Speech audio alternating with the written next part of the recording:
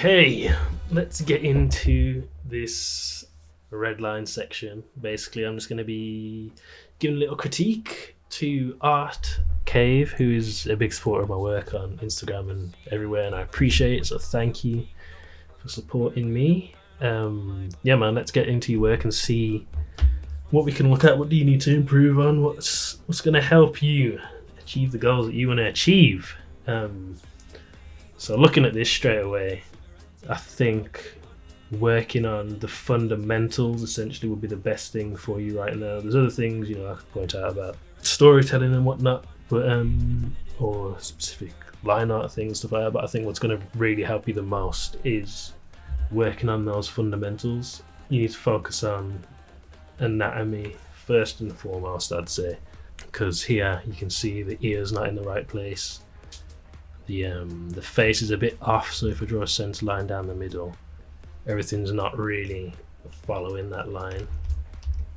And I know she's got more coily hair, so it does give extra volume around the head. But if I draw the head in, say that's a head shape, and get the center line in, like basically learning your anatomy, you see the jaw here. Remember that the ear and things like that from the eye. Oh, things like that. What am I talking about? The ear goes from the eyebrow to the nose, and obviously you can break this rule, but generally that's how it is in real world anatomy, not in cartoons and things. Because some people got massive ears, got tiny ass ears. But learn the rules before you break them. Just a quick draw over.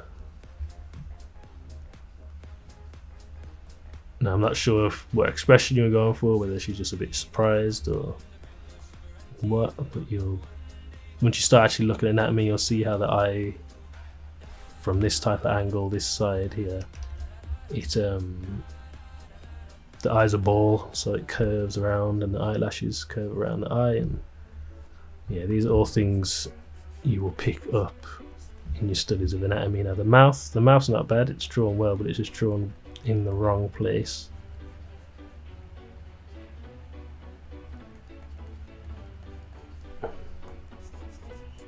I assume she's looking back over her shoulder, so obviously you're not going to draw these details in, but this is the sketch, that's the trap. These things won't stay in the picture, but that's it basically. That just fixes the general anatomy, so it puts things in the right places, which is what I see that you're struggling with at the moment. Same thing here, it's quick.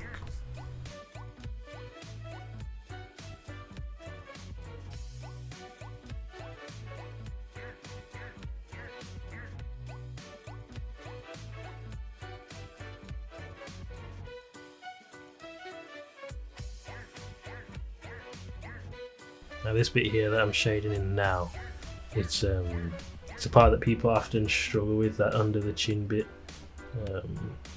Just remember, reference yourself. Why visualize it as if you look at it from right underneath? Is this kind of shape? If you're looking at it from straight underneath, it'd be that type of shape. Redraw that. Yeah, it'd be this shape. What is this? A pentagon. So that's the chin, and this is the bit that goes on the neck. And then if you draw that from different angles, you can see that it starts to become this shape. That's the same angle as there. So yeah, just learning little tricks like that when it comes to your anatomy and shape language is what that would be. So yeah, working on your anatomy, I'd say, is the main thing for you to do now, and that will bring you up to a whole different level, and you'll learn quickly. Trust me, do a few good exercises and you will be well on your way to drawing all the great comics and pieces of your dreams. Now for this piece, you said you were going for a particular mood, a particular feeling, so I'll focus on that. You said you were going for two types of people in the morning type thing, so one of them is tired and drowsy, and the other one's perky, happy, loud type person. I never used to be, but I think I am now. Actually, now that I think about it, I think me and my wife, I'm the loud one, and she's like, shut up, get out of my face. But it is what it is. I have fun getting on her nerves. So yeah, what I would suggest for this, simply put, would be to get into character. I think it's a hard thing, especially as artists. We're quite introverted, we're quite quiet, we keep to ourselves. We're not usually the most expressive people, besides to our work. But getting into character, so what are these characters like? And if you are actually like one of these, like, use your own point of reference. So what I'm saying is, in this example, if you want him to be the tired and lethargic type, him express that tired grogginess in the morning a bit more. Maybe he's been looking down and he's just a bit, do you know what I mean, just a bit groggy, a bit annoyed that she's all happy, because usually, like I said, these two different types of people in the morning, usually it's this one's annoyed with the other one. The person that's groggy is always annoyed with the happy, cheery morning person. As I know from experience, being this chirpy person, maybe just like when you're making panels, making story shots, telling a story is the whole point of it. So don't just think about the moment, but think what's led up to this moment. Why are they here? How did they get here? Or what have they just been doing? What are they gonna be doing? So maybe he was just leaning in his hands and he's just looked up to acknowledge the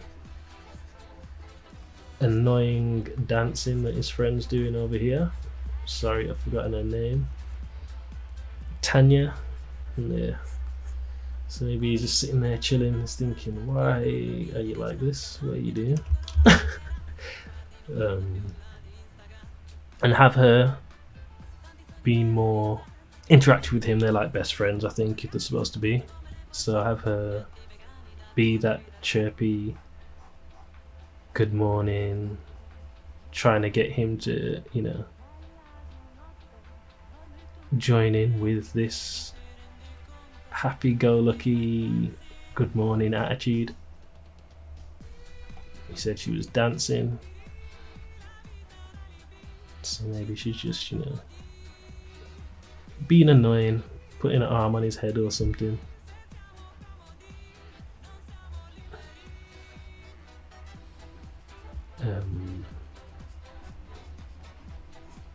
In the middle of a dance move, do you know what I mean? Like, have that storytelling aspect in there. There's something happening here. It's not just, I mean, yes, it is just a still picture, but it's not a posed. Try and think of it as you are,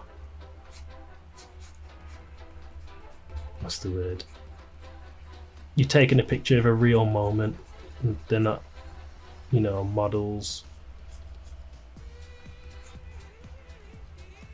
posing for a magazine or whatever, but you just taking a picture of people in their daily life, being silly, messing around, and then you get something like this. Let me change that background because it's hard to see what's going on. Yeah, that's what I'd suggest, just making it a bit more expressive. So you're keep in mind, show don't tell, essentially. So don't try and make the picture in a way and model it in a way that you don't have to explain what's happening. You can just show them and people can see, yeah, he had his, clearly he's been resting, he's tired, he's annoyed, she's dancing, getting on his nerves. And then with the other context of your story, whether this is a panel in a comic or whatever, they're going to know, okay, this is the morning, they both just woke up, they're on the way to school, or they're at school, and they know the situation, and everyone's been at school, everyone's been in this situation, it's a relatable situation, and you can have fun with it. That would be my suggestion. And again, as you can see, anatomy, gesture, all these things, brushing up on those, that comes into being able to put this drawing together and give that emotional draw to the viewer. Now you've got a few more pictures, you said. Let's have a look. The same post. Well, the second post with a few in there. So I'll point out two things for these ones as I'm looking, because they are quite good. I like this one. I like this one. I like this one's, you know, spot on. I won't say anything about this one. Whatever you did for this, whatever preparation you did, I'd say do that again, because it's great. Yeah, one thing I'd say is text and being able to follow along. Comics generally read from left to right, so yeah, keep that in mind. So your comic page and all your paneling and things should be planned. It should read from right to left and top to bottom. So these two texts, I would swap them around so that, you know, this one comes first, and yeah, she's saying it and then he's saying that one. But yeah, swap them around because that's the order you'll read it in naturally. So yeah, that's something to keep in mind for all of them. Done it good here.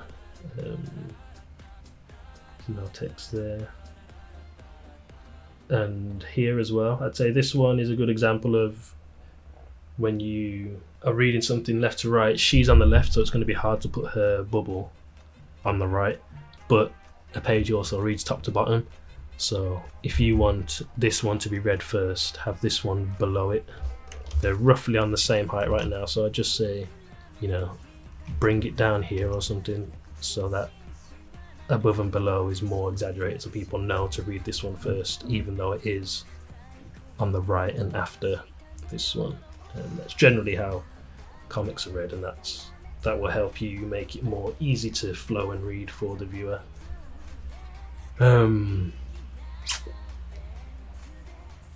Yeah, besides that, I'd say just work on the fundamentals, anatomy, gesture, you know, all these things, shape, language. Work on those. Perspective's a big one, because if I'm looking at this panel still, I'm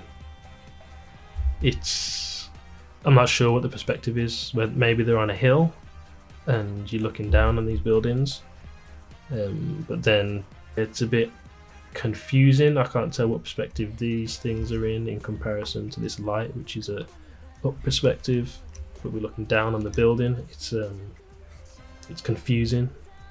So I'd say look at these characters, where are they? So you get your perspective lines in. You know, it's very rough. But and just figure out where they are. Maybe they are on a hill and you are looking down, so you probably, maybe the hill wouldn't be that high, but maybe you just draw a railing in so you can tell that they're on a hill, and then that way you can draw this building behind them that they're, you know, being able to look down on, and you can get the street in. Do you know what I mean? Just working on perspective and things like that, it just gives your viewers another way to connect with your work in a positive way.